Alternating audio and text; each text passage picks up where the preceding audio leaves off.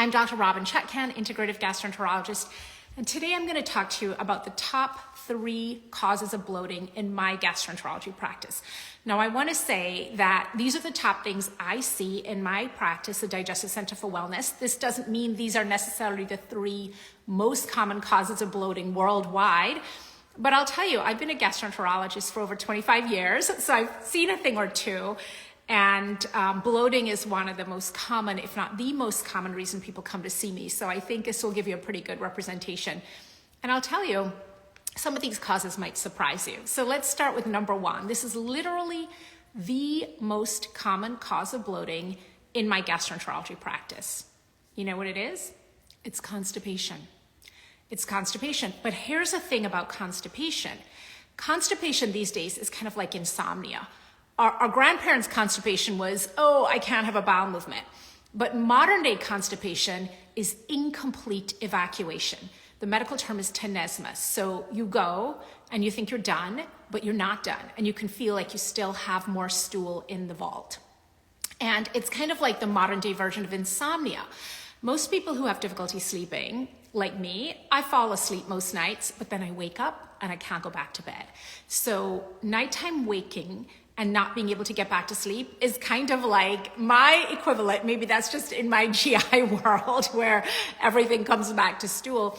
The GI equivalent for me is you go, but it's incomplete. Although not for me personally, because I have fantastic poops the size of my head almost every day. But in all seriousness, so a lot of the people who come to see me are surprised sometimes when I give them a diagnosis of constipation. They're like, Doc, I have a bowel movement every day. Sometimes I have bowel movement 2 or 3 times a day. But here's the deal. It's a small, stingy Western stool that they're squeezing out, and there's more left. How do you know there's more left? Well, you can feel bloated still, because what happens is that stool is plugging up your rectum. And remember, it's one long tube, right? From the mouth all the way to the anus, your digestive superhighway. So if you're plugged at the very bottom, all the digestive juices, all the gases that are produced, the methane, the hydrogen, etc., they can't escape through your anus. And so even if that is a small plug of stool, what it is, it's impeding the passage of gas and fluid and other things that would normally be coming out, primarily gas. Hopefully you're not leaking fluid through your anus. And if you are, you should definitely come and see me. So what happens is, again, that incomplete evacuation, that stool that's left behind plugs things up. And here's the deal. Let's say you're leaving 10% behind. That's not a lot, right? You're having a bowel movement and only 90% is coming out. Well, after 10 days, do the math, 10% times 10 days. This is about the level of math I can still manage. That's 100%. You got a full stool in there. So about every week and a half, it's like you haven't gone at all. So incomplete evacuation is literally one of the most common causes that I see of bloating. And half the work is convincing the person who's having a bowel movement once or twice a day sometimes that they are having incomplete bowel movement. So how else do you know you're having an incomplete bowel movement besides the fact that you're bloated? You are having a schmeary wipe. You are not having a clean wipe. Clean wipe is when a large, bulky stool drops effortlessly from your rectum into the toilet bowl, and you wipe with the toilet paper and there's almost nothing on it. Why? Because the rectum has evacuated completely. Conversely, and again, this is unfortunately very typical of a Western stool because we don't eat enough fiber, we walk around dehydrated, we don't move enough. When you have a bowel movement, and you can usually tell, you squeeze it out, you're like, is that it? You look down, you're like, that's all you got. And you wipe, and it takes a long time. You may have 3, 4, 5 different rounds of wiping before the toilet paper is clean, meaning there's not stool on it. Why? Because there's still a little stool up in that rectal vault, and every time you wipe, you're getting a little bit of that stool that's still up there on the toilet paper. I should, full disclosure, ahead of starting, that we are going to get into the nitty gritty. Your body is amazing and it does all these amazing things to support you, and you need to know how they work, right? So this isn't gross at all. This is like really important anatomy and physiology to keep you healthy. So having a messy, sort of schmeary wipe where you're wiping and wiping and wiping to get clean is a sign.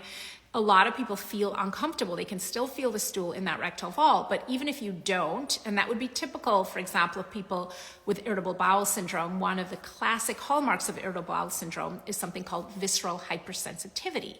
What is that? That means that the viscera, the hollow organs, like the rectum, when they're distended with gas, with liquid, with stool, the person feels uncomfortable at a much lower volume. Okay, so if you are somebody with a functional bowel disorder, like irritable bowel syndrome, you may feel that little piece of stool in the rectum may make you more uncomfortable than somebody else. But even if you're not feeling the stool, what you are probably feeling is the back up of your gastrointestinal secretions and gases, etc., above that little blocked area. And so again, the great thing for me is that so many people come in complaining of bloating, and then I'm like, I tell you what, I'm going to do a twofer for you. I'm going to fix your constipation that you didn't even know you had. I'm going to give you, stool nirvana. We're going to find our way to stool nirvana together. And then also your bloating is going to be a lot better. So number one cause in my gastroenterology practice, the Digestive Center for Wellness, number one cause of bloating in the patients I see is incomplete evacuation, which is a form of constipation, but I see it in people who are having multiple bowel movements a day. And I give you an example. Diverticulosis, which is a condition that we typically think of as happening to people who are over 50, but we're seeing it increasingly in people in their 20s and 30s. Why? Because we don't eat enough fiber.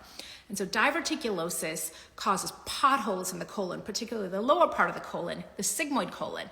And incomplete evacuation, tenesmus, is a hallmark of diverticulosis.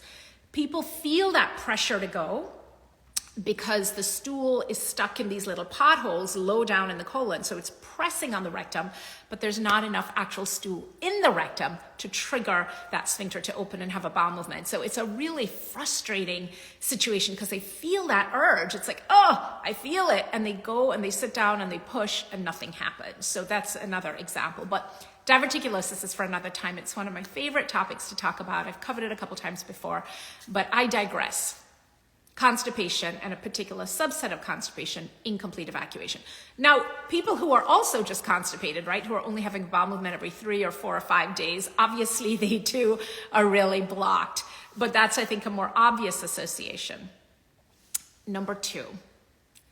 Food sensitivities. And I am not a fan of all these sort of, panels for food allergies and so on. Why? Because most of them are completely unreliable. I've been known to tell patients, look, I'm sorry you spent, $400 on this food sensitivity panel. It's literally not worth the paper it's printed on. So a lot of times what these panels are just picking up is just the presence of antibodies, right? And so people often think, well, I eat this and I'm bloated. That's not an allergy or necessarily even a food sensitivity.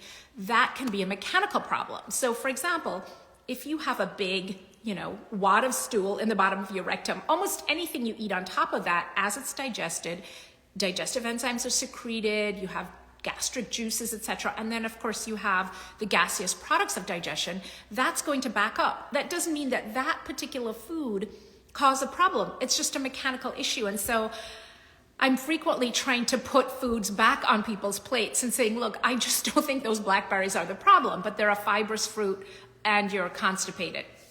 But that being said, there are 6 foods in particular, and we're not going to call them allergies, we're going to talk about food sensitivities that people tend to react to and experience a reaction in their gastrointestinal tract. And none of these foods are particularly fantastic for us. You'll notice when I tell you what they are that, kale and broccoli are not amongst them, even though cruciferous vegetables like broccoli and cauliflower, etc., can cause a lot of gas because the fiber is not completely digested by us, and that's because it's not meant for us. It's meant to feed our gut microbes. And in that process of fermentation, there can be a lot of gas produced. But remember, there's also other fantastic things being produced, post-metabolites, postbiotics, like short-chain fatty acids, etc. So I'm not talking about those foods. What are the 6 foods that are most closely associated with bloating? I talked about them in my first book, Gut Bliss, which came out, my goodness, 10 years ago this year, 2013. Sort of unbelievable to think that that was that long ago. And when I was writing that book and I was thinking about these foods, there's a long list, right? There's a long list of things you could include. But I wanted to include the things that would be most useful for people to do an elimination diet with, right? I don't want people eliminating kale and broccoli and cauliflower because that stuff is great for us. It contains all these polyphenols, all these sort of plant-derived nutrients that are really important to keep us healthy. They fight cancer, etc. So as I wrote the book, I thought, okay, let me focus on the foods that are probably a good idea to get rid of, probably not doing us any real favors and strongly associated with bloat. And I came up with 6 foods. And I don't know, I have to just blame this on being an English major in college and loving words. I figured out a little acronym for the 6 foods. And that acronym is SADGAS. SADGAS. So that was just very convenient. So let's talk about these 6 SAD gas foods that are associated with bloating. The first is soy. And, for my vegetarian and vegan friends, they're always like, soy, but I remind them, processed soy, highly processed soy. So, soy milk, highly processed food. If you look at what a soybean looks like, and you look at soy milk, you see that this soybean and this soy milk have nothing in common, right? So soy milk is classified generally, depending on what brand, as a type 3 or type 4, according to the NOVA classification, ultra-processed food. It's made from food-derived ingredient, but it is a highly processed food. They have to do a lot of things to the soy to turn it into this milky substance, emulsifiers, all kinds of things. So soy milk, also because of the high estrogen content, if you're eating a lot of soy products, I bought this sweater for somebody for Christmas, and it's huge. It didn't fit, and it was on final sale, and I couldn't return it. So I'm like, you know what? I'm going to wear this sweater, but now I think I'm having some kind of reaction to the wool, so I might have to take it off. Okay. Soy, because of the fact that it's a highly processed food, your gut can react to it, and also because of the estrogen content. I'm not talking about a little bit of edamame here and there, but I'm talking about if you're drinking soy lattes every day, if you're eating a lot of food that has soy as a filler in it, which is very common, you could be experiencing bloating as a result of that exposure to soy. Now, unprocessed fermented soy, as they eat in many parts of Asia, is actually very good for us. But we are not eating unprocessed fermented soy in America. We're eating highly processed soy that's primarily used as filler, okay? That's soy for the SAD. What's the A in SAD? Artificial sweeteners. You've heard me talk about artificial sweeteners before. They are so bad for you. I will take regular sugar with calories over non-nutritive sweeteners anytime. I was talking the other day on Instagram about how artificial sweeteners mess up your microbiome. Not only can they turn some sort of healthy, benign species into more pathogenic bacteria, but they also interfere with communication between your gut bacteria. They cause a rise in insulin, so they cause you to pack on the pounds just as much, if not more, than regular, for example, diet soda versus regular soda. In some studies, more weight gain with the diet soda because it's actually got a sweeter taste and causes a higher insulin spike. But how does it cause bloating? Well, these non-nutritive sweeteners these artificial sweeteners are not broken down and absorbed in the small intestine, and they get fermented by gut bacteria, but they're not getting fermented to healthy short-chain fatty acids. They're getting fermented to gases that cause a lot of bloating. And I told this story before, I'm pretty sure, in my old office on Wisconsin Avenue in Chevy Chase. There was a lovely pharmacy downstairs, family run, provide great service. I give a shout out to Friendship Pharmacy, still one of the best run pharmacies I know, free delivery. People are always so wonderful. And I would send all my patients down there if they had a prescription to fill, and I would, go down occasionally to, buy some tape or cough drops or something. And one day I was down there and I saw this whole section with diabetic, this is, more than 10 years ago, with diabetic chocolate. And it was holiday time, and I was like, ooh, diabetic chocolate, like no sugar. I know I shouldn't, because I've known artificial sweeteners are terrible for you for years, but I was like, I just can't resist. I want to just try some. Let me tell you, I bought this diabetic chocolate and it was like game on in the car driving home. Like the worst gas, the worst, like bloated, distended, smelly, terrible, but it was really uncomfortable. It caused really bad cramping. And And that was it. I mean, again, I knew, right? But even though I knew and I was like, I'm going to do it anyway, I had no idea how bad this would actually be, right? So terrible idea. Choose calories over chemicals every time. So that's artificial sweeteners. D, dairy. 70% of the world is lactose intolerant, and that could be you.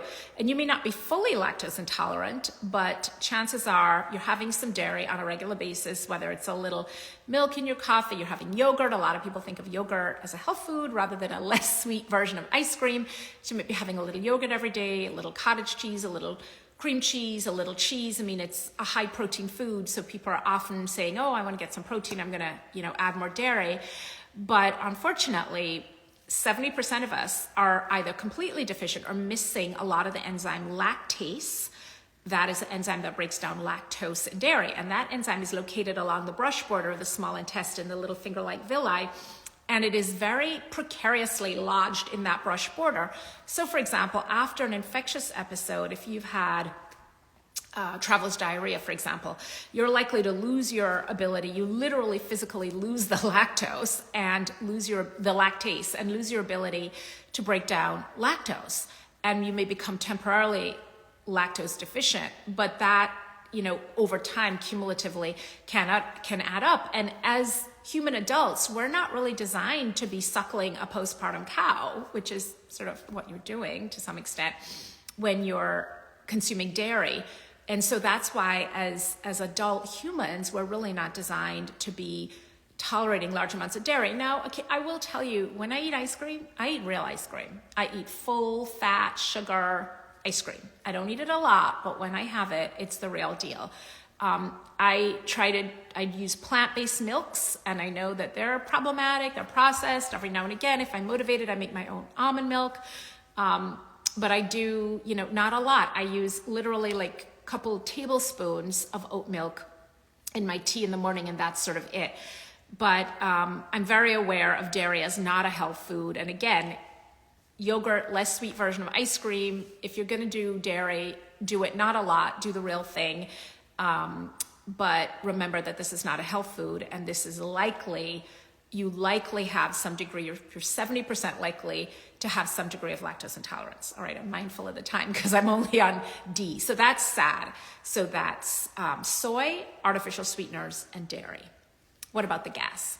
This is where my friend Alicia and I like to say, well, what else is there to eat if you take away the gas? Because the gas is, some of the delicious stuff, but the not so good for you. The gas is gluten, alcohol, and sugar. So let's go through each of those in turn. Gluten, that's a protein found in wheat, rye, and barley. The problem is most of the gluten we're consuming is very processed. It's from dwarf wheat. It's been hybridized. It's, put into a product, a baked good, a bread, or something that's very, very processed. And it can be irritating to the lining of our small intestine. Now, obviously people who have celiac disease and autoimmune disease, they are allergic to gluten, and they may be asymptomatic, but the gluten is flattening the villi in the small intestine, interfering with their ability to absorb, and can cause a lot of problems in the body. So that's celiac disease and autoimmune disease. Then we have gluten intolerance. There's wheat allergy, which is a whole separate thing, more common in kids, but gluten intolerance, very common. So celiac disease is less than 1% of the population. But gluten intolerance, it's hard to get a number, but probably 20-30% of the population. In fact, I think that if you took 100 people relatively asymptomatic who say, oh, I'm fine, if you took 100 of them and you had them completely eliminate gluten for a month, I think half of them would notice a difference. It'd be like, wow, my belly's a little flatter, I'm not as bloated, I feel like I have a little more energy. Because here's the thing about gluten, it has a high glycemic index, meaning that when you eat it, it releases a lot of sugar into the bloodstream, in some studies more than table sugar, causing that insulin spike. So it can cause your blood sugar to go up and down a little bit and cause fluctuations in energy level, number one. Number two, it's a highly processed substance most of the time when you're consuming it, and it's irritating to the lining of the small intestine. And number three, in people who are gluten intolerant, whether they know it or not, it can cause a level of sort of low-grade inflammation there in the small intestine, not flattening of the villi like you would see in somebody with celiac disease, but how is that inflammation manifest for a lot of people? It's manifested as water retention, puffiness, okay? And that's the same thing that we can see with the next thing I'm going to talk about, which is alcohol. So So alcohol causes bloating in a number of ways. Number one, it is very irritating to the lining of the stomach. It erodes the lining of the stomach, and that's why it can cause things like ulcers and gastritis, inflammation of the stomach if you're consuming large amounts of it. What else does it do? Well, it's also problematic for the liver, which is your main organ of detoxification. So if you're, drinking a significant amount, and if you're interested in how much that is, check out the office hours from a couple weeks ago on alcohol. So again, alcohol damages the stomach lining, toxic to the liver. It also is harmful to the lining, the small intestinal lining. It can affect permeability of the lining. It causes dehydration. It works like a diuretic and dehydrates us. And what does our body do in response? When we're dehydrated, we retain water. Causes puffiness, not just in the face. And if I've had a lot to drink, I know I can't get my ring on. You feel that layer of puffiness, and that can also be in the abdomen. And a lot of alcohol is made from highly fermented grains that a lot of people also are reacting to. So that's alcohol. And the last is sugar. And I'm not talking about, an apple or you had a little bit of chocolate. I'm talking about if you're consuming large amounts of sugar on a regular basis. Why? Feeds a wrong type of gut bacteria, leads to dysbiosis and imbalance in the microbiome. But not, have a little bit of dark chocolate, certainly have fruit, but we're talking about, if you're like a cake and ice cream every day kind of person, or if you're eating a lot of baked goods that are made from wheat, because again, the high glycemic index, releasing a lot of sugar into the bloodstream. Hope I'm not going to have a full-on anaphylactic reaction to this sweater. I'm allergic to latex. Hopefully it doesn't have any latex in it. Ugh. Okay. Might have a little bit of wardrobe malfunction. So there you have it. Food, we talked about constipation and tenesmus, incomplete evacuation.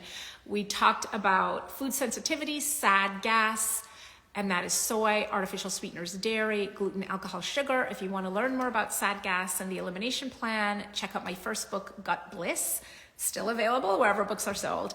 And then finally, the third, I could literally go on all day about the causes of bloating, but I wanted to, really tell you about the top most common ones I see. The third one may surprise you. And I'll tell you, the third one is a kind of difficult one to talk about with people because I never want to make people feel bad. But the third one is that people aren't bloated, they have belly fat. And you know about an apple versus pear shape.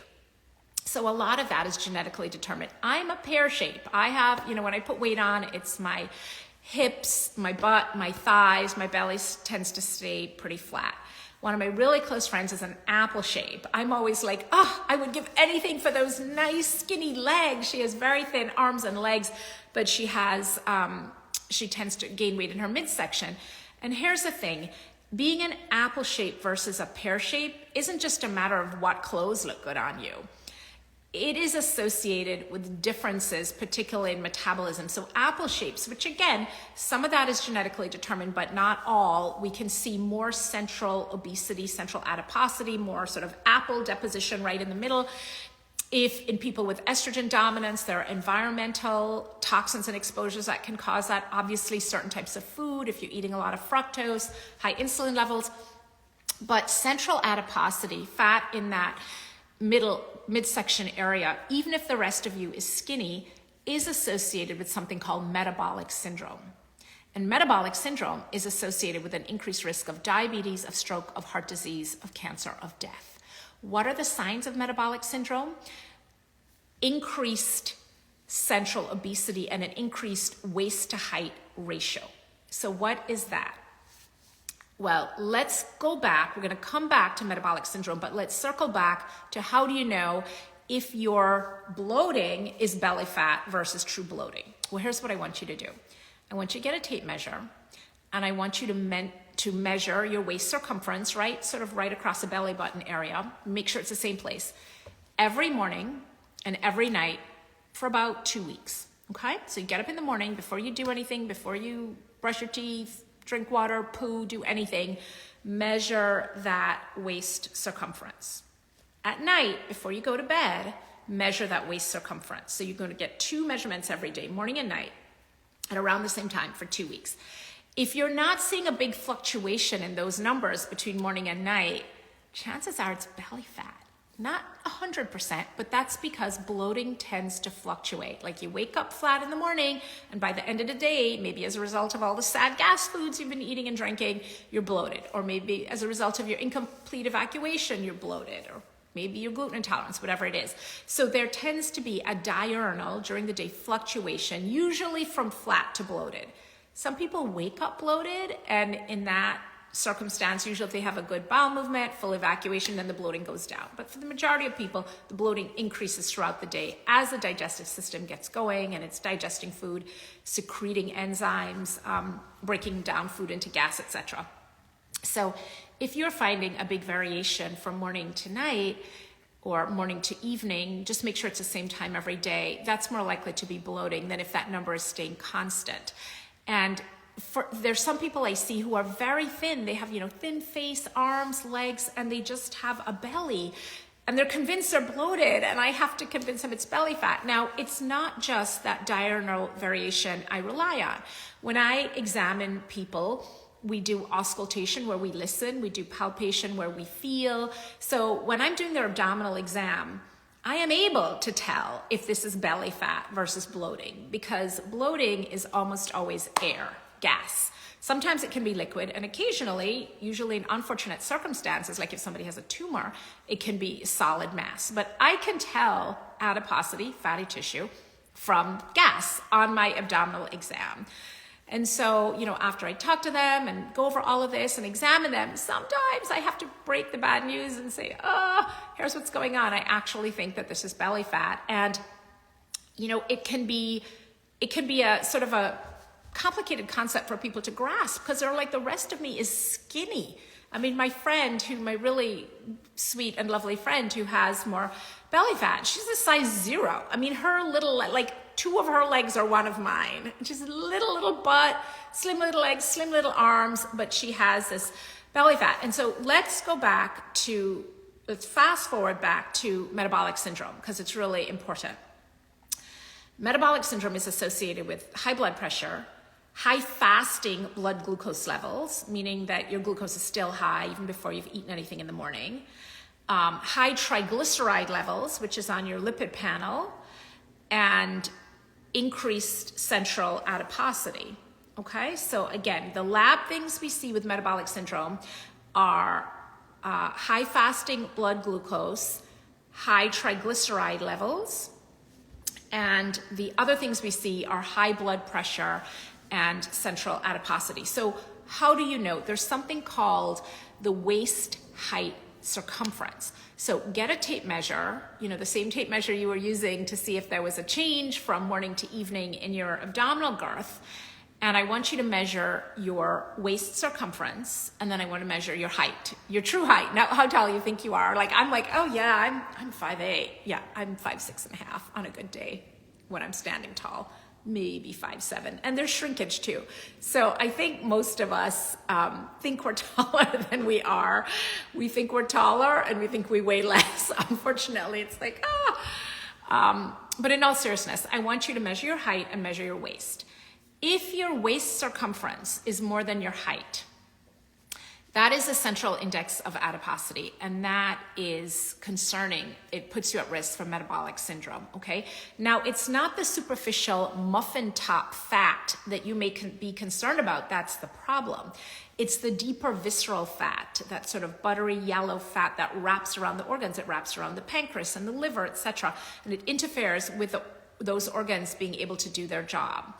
And so that is an important marker of overall health. So we've moved from this sort of cosmesis of I'm bloated and I have muffin top to this is something that you need to be aware of from a health point of view, because you could be skinny, itty bitty. And in fact, my dear friend who I was talking about, she's diabetic. Okay, and she eats a super, super healthy diet. And some of this is also genetic predisposition. Her mom is the exact same body type, exact same sort of metabolic issues. So some of this is beyond your control for sure. I know what she eats. She's a very healthy eater. So she has to really rein it in tight to keep her numbers under control. So some of it is, we're just dealt, unfortunately, a more difficult hand, and we have to figure out how to work with that. But it's important, okay? So I do want you to do that measurement. Measure the waist circumference, measure the height. If the waist circumference is more than half the height, I want you to really think about having a conversation with your healthcare practitioner about metabolic syndrome. Look at your blood pressure, look at your fasting blood glucose, look at your triglycerides, and see if you may be in the category where you're at risk for, having an adverse event, okay? All right, I'm gonna stop talking now. Ooh, 12:34, let's take some questions. And let me scroll through again to see who's there. So hi again, Wada. Hi, Beata, it's so good to see you. Oh my goodness, all these fantastic people are on here. I'm honestly, I'm just so honored really to have you join me. I know everybody's busy, and to take time out on a Tuesday at lunchtime. And some of you I probably know, but I don't know your Instagram handle. But let's look for some questions, okay? Oh, you're so welcome. You're so welcome. Somebody was thanking for the explanation, and I'm scrolling. I'm sure there's a different way to do this, but Carrie, thank you. I'm glad you like the sweater color. I'm just, I'm not getting rid of this sweater. I foolishly bought it. It was final sale, can't be returned, and I'm gonna wear it. So thank you. Okay, Park City Julie. Hi, Park City Julie. What if you have soy milk that is just soybean and water, no other ingredients? Park City Julie, if you can find soy milk that is just soybean and water, no other ingredients, go for it. Okay. Oh my goodness, from the UK, your new book arrived today. Yay, I hope you like it, The Antiviral Gut. I'm so proud of it. All the books are my babies. This is baby number 4, but I'm particularly proud of this one because I just feel like there's a really important sort of public service message here for all of us, how we can be healthier hosts and, not doing anything crazy, just being aware of important host defenses like stomach acid and your gut lining and your gut microbes, etc. So do me a favor, when you read it, if you like it, drop me a little rating and review on Amazon. I would be so grateful. Okay. What about monk fruit sweetener? Yeah, Penny, monk fruit sweetener is okay. It's not a non-nutritive sweetener. It has calories, but make sure it's not like monk fruit and stevia or monk fruit and aspartame or something, okay? Okay, Sharon is addicted to gum. Biggest problem, full of artificial sugar. Yes. And you know what else, Sharon? Chewing gum, a lot of gum can cause something called aerophagia. A-E-R-O-P-H-A-G-I-E. It means air swallowing. So often when you're chewing gum, you're swallowing air, and you can go up a dress size or 2 or a pant size or 2 by the end of the day if you're chewing a lot of gum. So the artificial sweeteners are a huge problem. So I want you to try and find some gum, some natural gum that has sugar in it. It's hardly any calories. I mean, a teaspoon of sugar is what, like 15, 30 calories, depending on what kind of sugar. So we're not talking about a lot. So I want you to either lose that gum habit altogether or to switch to something without artificial sweeteners. Okay. All right, what else we got? Is butter also harmful? I tell people, I was just doing a virtual consult with somebody on Friday, and I told him, he's having a lot of wheat and dairy every day. And I said, I think a little bit of gas and bloating you're having is likely related to the fact that you're having bagel and cream cheese and cottage cheese and yogurt and all this stuff every day. So let's do a little elimination for a month and see. But I told him, I was like, have butter. Here's the thing. If you're not eating bread, so put some butter on your baked potato. There's not that much to put butter on, maybe on your corn on the cob or your vegetables. So, I think if you could do a little clarified butter or ghee, but I think butter's fine. Unless you're really lactose intolerant, I think a little butter is fine. It's everything in moderation, right? I'd rather you get rid of the cream cheese and the cottage cheese and the yogurt that you're eating every day, but, still have a little butter. Okay. So kefir, somebody wants to know about kefir, also known as kefir, lots of ways to pronounce it. Kefir is a fermented product that is typically made from dairy. Now, back in the day, in parts of Europe like Romania, where people ate a lot of unprocessed, unpasteurized dairy products, often fermented, the scientist Mechnikov was able to show that that was associated with longevity and health, etc. That doesn't exist anymore. Everybody, unless you literally have your little herd of cows in your backyard where you are getting your dairy from, the dairy is all pasteurized, and it's pasteurized to protect us, right? So how do they pasteurize it? They heat it to very high temperatures to kill all the bacteria, the good and the bad, and then they cool it rapidly. And that makes it safer for us to drink and also extends the shelf life. So, when you're having a kefir product, it's probably made from pasteurized dairy. So even though it's fermented, and in that fermentation process there's some more bacteria, the base line of, the sort of foundational product is probably not that great for us. And they give the cows antibiotics to fatten them, to prevent infections, because they're on the dairy line. The udders are just in constantly being milked. And they also give them hormones to keep them, postpartum and lactating all the time. So you're getting all of that. That's all going into the milk. So here's what I recommend. I recommend a non-dairy kefir, like a coconut milk kefir, okay? Or if you can get your hands on something that is unprocessed, unpasteurized, etc. But a coconut milk kefir would be, I think, a little bit of a better option. Okay, and here's the other thing that I have to tell you. I had a patient with ulcerative colitis, and he drank a lot of kefir, and he was sure that it helped him and his colitis, and he felt a lot better with it. So I was like, okay, if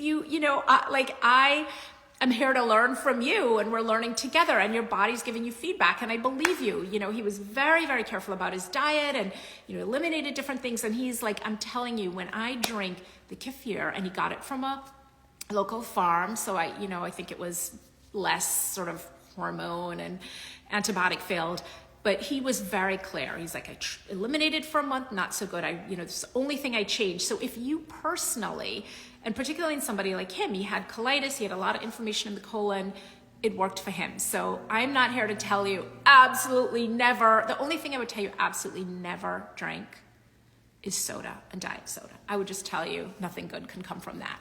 But if you tell me, I have this kefir and I'm so much better when I have it, that's okay. All right. Okay, what else we got?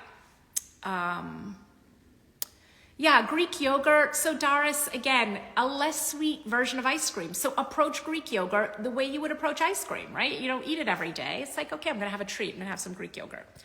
Okay, what about getting enough calcium? Well, here's the thing. We don't really get calcium from dairy. We get a lot of important calcium from small bone fish like salmon and sardines, from green leafy vegetables, and then of course for bone health it's exercise, right? Weight-bearing exercise. So it turns out that the old studies about calcium from milk have been pretty much debunked, and plus everything's fortified with calcium too. So not a reason to drink milk anymore. Okay, hi Alicia. Okay, so Nature Lover loves Greek yogurt, and that's the extent of her dairy. Go for it. I think it's totally fine. And try and put a bunch more plants in it. So load up your Greek yogurt with, blueberries and walnuts and pumpkin seeds and as much other good stuff as you can. And, I love that approach of saying like, okay, this thing isn't, not everything I do in my life has to be necessarily, moving me towards health all the time. I can do some things that may be neutral, or even some things that aren't that great, but I surround it with a lot of other good habits. So Nature Lover, I bet that you are out in nature a lot. I bet you eat a lot of plants. I bet you practice some mindfulness and all those other things. And that's all fine. It's, we've wrapped the Greek yogurt in all of those things. Okay. What else we have? Yes, I am saving this, Sharon. This will be posted. Give me a day or two. I'm always slow doing these things, but it will be up. And then I'll do a shorter reel too. Okay. Could estradiol patch add to belly fat? It could. It absolutely could. But I don't know the reasons that your doctor has prescribed the estradiol patch. So I want you to ask, I assume, for menopausal symptoms, maybe vasomotor symptoms like hot flashes, maybe vaginal atrophy or dryness. And we also, when we consider this very complex issue of hormone replacement therapy to replace or not, we have to consider our personal history or family history of cancer, or personal or family history of heart disease, how severe our symptoms are, etc. What I will tell you is that the Physicians Committee for Responsible Medicine, located here in Washington, D.C., run by Dr. Neil Barnard, a prince amongst men, PCRM is really devoted to sort of spreading the benefits of a completely plant-based regimen. And they do some really good advocacy work and studies. And one of the studies they did in the last couple of years, it was since COVID, if you look it up. So if you look up Dr. Neil Barnard, B-A-R-N-A-R-D, although it's Hannah, her last name begins with a K, like Klakova or something, who's the main lead scientist on this. But if you look it up by Neil Barnard's name, you'll find it. Look for the study on plant-based diet for hot flashes. So in this fantastic study they did, they found that switching to a plant-based diet in women who were really struggling with hot flashes was, get this, more effective than the hormone replacement therapy. The other thing that's really helpful with hot flashes is not having alcohol, or having less and not having it at night. Not suggesting you become a day drinker, but my point is there are a lot of things that you can do for symptoms of menopause, particularly the vasomotor symptoms, hot flashes, and those include more plants, less animal products, less alcohol. So these would be the sorts of questions and points to incorporate in your conversation with your OBGYN or whoever's prescribing the estradiol patch that I'd like you to have, okay? Good luck with that. Okay, I've got belly fat at 50, says somebody, Sankochi 1972. All right, so what are you gonna do about that? It doesn't mean like that's just how it is, right? So I want you to think about some of the things I talked about with metabolic syndrome. I want you to think about your diet, SAD gas. Are you having a lot of artificial sweeteners? Are you eating a lot of fructose, highly processed foods, etc.? I want you to literally roll up your sleeves and, find out why this is happening and what you can do about it. It doesn't necessarily mean just endless sit-ups, right? That's often not the case. It is usually something that you're eating, often a food that may be leading to that, okay? So I want you to get after it. All right. Yes, in Ayurveda, they call it Vata, Kapha, Pitta. I believe I am Pitta in terms of, my Ayurvedic profile. But tell us more about Vata, Kapha, Pitta if you feel like it. Send some more comments in. I'm very interested in Ayurveda. Okay, and we covered the calcium issue. Best way to reverse gastritis. Melissa, that's a little off topic, but best way to reverse gastritis is to figure out what's causing the gastritis in the first place. Is it NSAIDs or aspirin, non-steroidal anti-inflammatory drugs like ibuprofen, etc.? Is it alcohol? Is it something that you're eating? Is it a medication you're taking? So in order to reverse it, you have to figure out what's causing it. Because let's say it's being caused by a lot of ibuprofen. Just taking an acid blocker isn't really going to solve that. Now you're just sort of adding one pharmaceutical to a problem that's already caused by a pharmaceutical. If it's caused by alcohol, and different people have different thresholds, as people have different thresholds for how much alcohol they can drink before they, are inebriated, so too there are different thresholds for how much alcohol you can tolerate before there's damage to your stomach, like gastritis. And again, Melissa, I'm not saying that alcohol is the cause for you, but I'd like you to do a little investigation, right? Literally Google gastritis, causes of gastritis, go down the list, see, what applies, what doesn't, what you can maybe work on from a diet and lifestyle point of view, what may require some investigation medically. You can ask the person who diagnosed you, for example, was there H. pylori present? It's a bacteria that's much maligned, but it can be associated with gastritis and some more worrisome things in the GI tract, although it is often just an innocent bystander. So I want you to do a little more investigation, okay? Advice on how to manage GERD. Oh my goodness, Queen, I have so much stuff on that. Go to the website, robinchutkan.com or gupless.com, onto GERD. Look up old office hours. So on the website, you have all the old archived office hours when I was doing them on Zoom. All those videos are up. These are not up yet on the website, but they're on Instagram. And I have tips. The new book, The Antiviral Gut, I have a whole section on lifestyle, diet and lifestyle approaches to GERD, as well as how to taper off proton pump inhibitors. So go check some of those out. Okay. Solution to metabolic syndrome is usually a low carb diet. Bob is advising, and Bob, that's absolutely true, but usually not just low carb across the board, like usually not a keto diet. It's really trying to get out those refined carbohydrates, right? So we're not getting rid of carbohydrates typically from vegetables, for example, or not even necessarily from processed whole grains. So it really depends on what your degree of of metabolic syndrome is, how serious it is, how high is your fasting blood sugar, how high are your triglycerides, how low is your HDL. So HDL, I didn't mention that, the good cholesterol, you want the HDL to be high. With metabolic syndrome, it's usually low, and you want to reverse those. You want to drop the triglycerides and increase the HDL. So cutting out refined carbohydrates or decreasing them can absolutely be part of the solution. Thanks for offering that up, Bob. I think I talked about Greek yogurt before.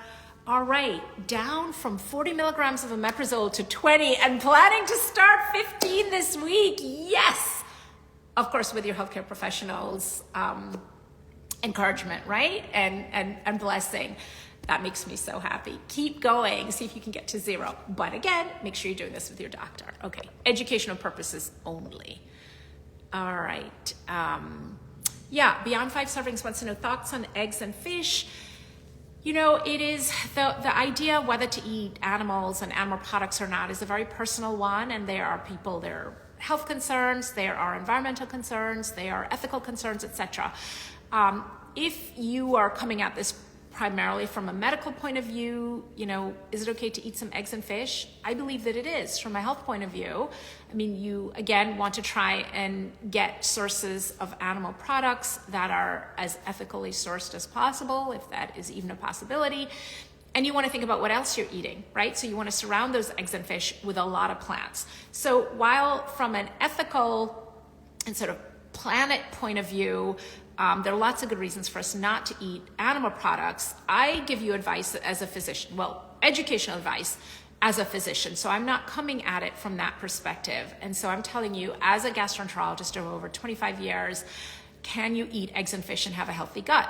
And my answer to that is yes, okay? But there's other stuff you need to eat. Eat legumes, eat vegetables, remember, American Gut Project, 30 different plant foods per week. Superior microbiome, okay? Okay, what can be done to improve incomplete evacuation or possibly diverticulosis? Fiber, and more fiber. Go back to my archived office hours on the website on diverticulosis. I go deep into that. All right, my goodness, the time always goes so fast with you guys. Okay, Park City Julie is back with some words of wisdom for us. Regarding soy milk, that's just soybeans and water, is easily available. My favorite brand is Eden Soy. Important to read ingredients. They use organic soybeans and reverse osmosis water. Okay, I will check it out. I'm not a soy fan, but I'll check it out for patients. Tree Hugger Gum is artificial free, found at Sprouts. Yes, thank you so much. I love this, that we are building community here, right? I'm sharing what I know with you. You are sharing what you know with me, and you're sharing what you know with each other. So, thank you so much for that. Tree Hugger Gum. No artificial sweeteners, found at Sprouts. Okay, got it? But watch out for the aerophagia still. Make sure you're not swallowing air. All right. Yes, I will definitely save this live. Queen Doc. Okay. So I actually think, there's water kefir. Dr. D's brand. Park City Julie, you are just a wealth of information. Thank you so much for that. Okay, how do I feel about plant-based yogurt? It depends on the brand. I look at a lot of them. My daughter likes this coconut milk one, and I have to say, I look at the ingredients, I'm sort of like, oh.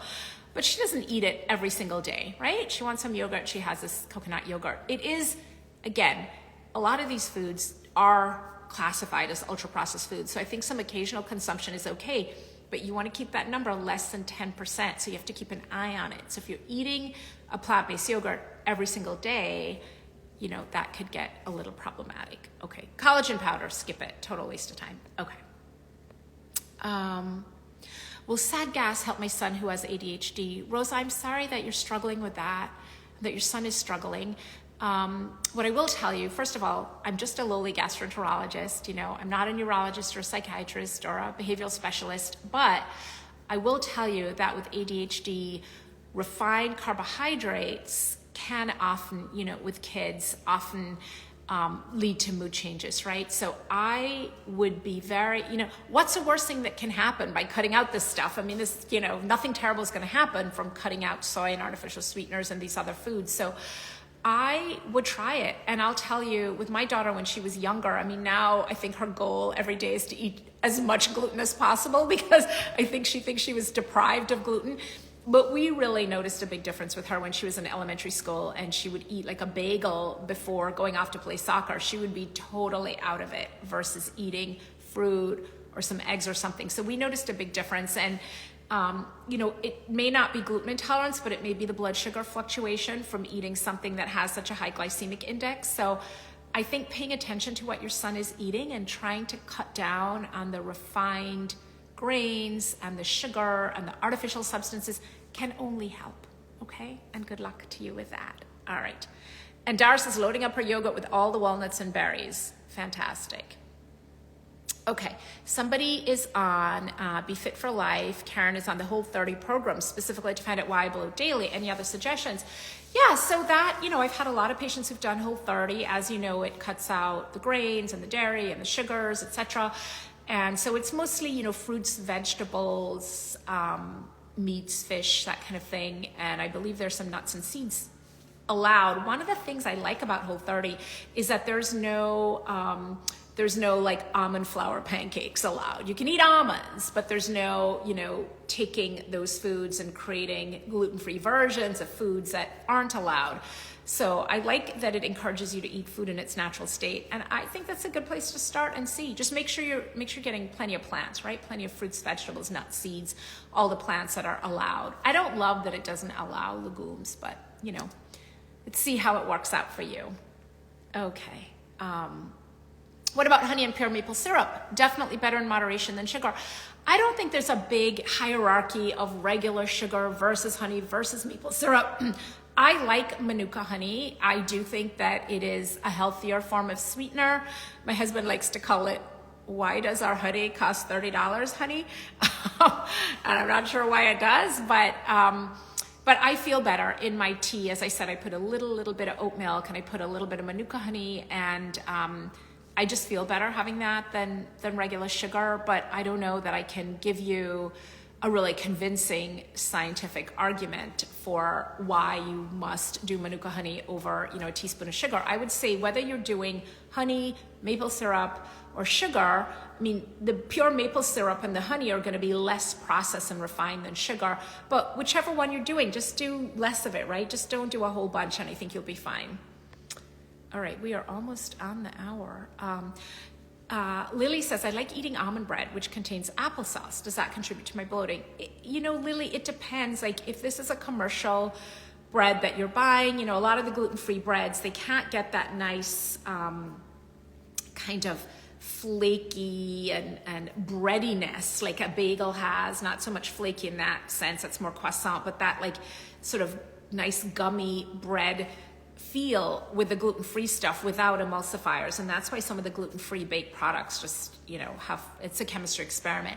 So I don't know what's in your almond bread, but let's say this is an almond bread that you're making at home with almond flour and maybe some coconut flour and other things, and it has some applesauce in it. I think that's fine. I think that's absolutely fine.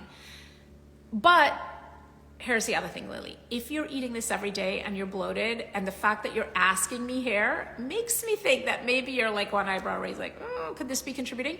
Just cut it out for a couple weeks and see. Okay. Sometimes bloat after oatmeal. Do I need to consider buying gluten-free oatmeal? You could, but I'll tell you the sort of gluten contribution from most oats.